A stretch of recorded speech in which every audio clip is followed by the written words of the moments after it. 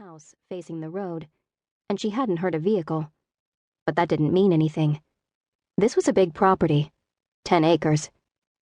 So weak she doubted she could run, even if she had to.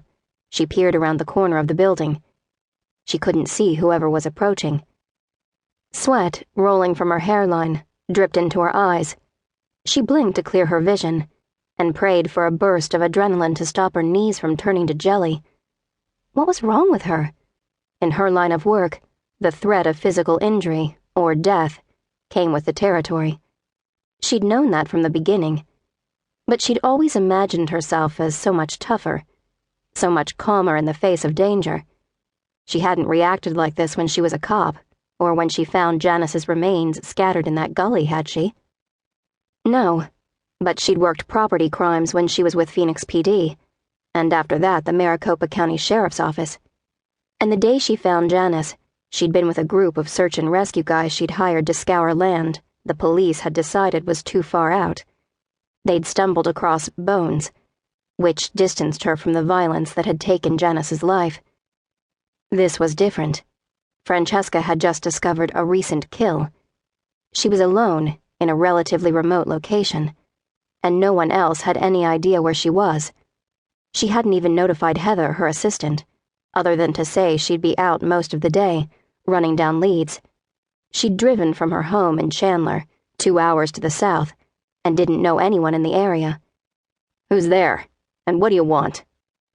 It was a man, all right, and he didn't sound pleased to have a visitor. His harsh voice set the dog barking at a far more feverish pitch.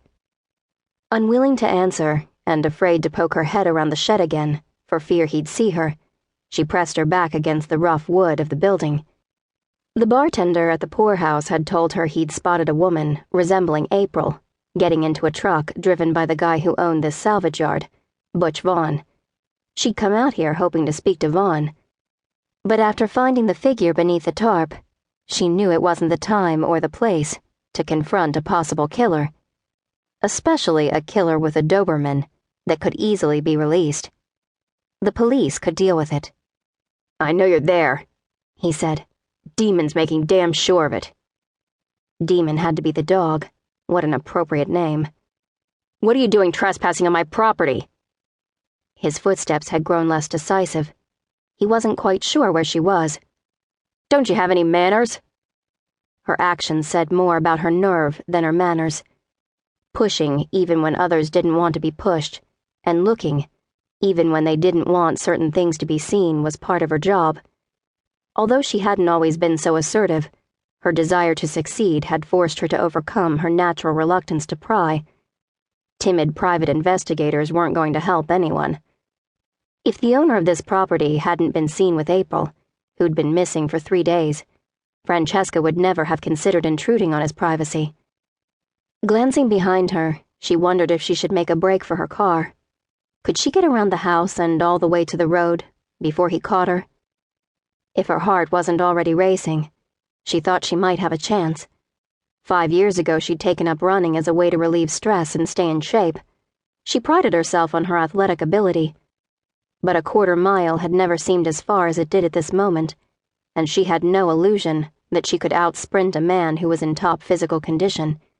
She'd seen this guy's profile on the dating website where April had first come across him. If Harry Statham was really Butch Vaughn, as she now believed, and the muscular picture he'd posted was anywhere close to accurate, he was definitely fit. "What's the matter?" he called out. "Cat got your tongue?" Her other option was pepper spray. Just after she'd been accepted into the police academy, her father had accidentally been shot by his own partner during a drug bust, and been confined to a wheelchair ever since. Seeing him struggle with the loss of his mobility, day after day, year after year, left an impression she wasn't likely to forget. As soon as she quit the force to open her own investigative agency, she'd stopped carrying a gun. She no longer even owned one. But she needed some protection. "I want to know why you're snooping around," he called out. Was this Butch? It had to be. He'd said, "my property." Did he realize what she'd found? He had to at least suspect, didn't he? Doubting she'd be able to outrun him,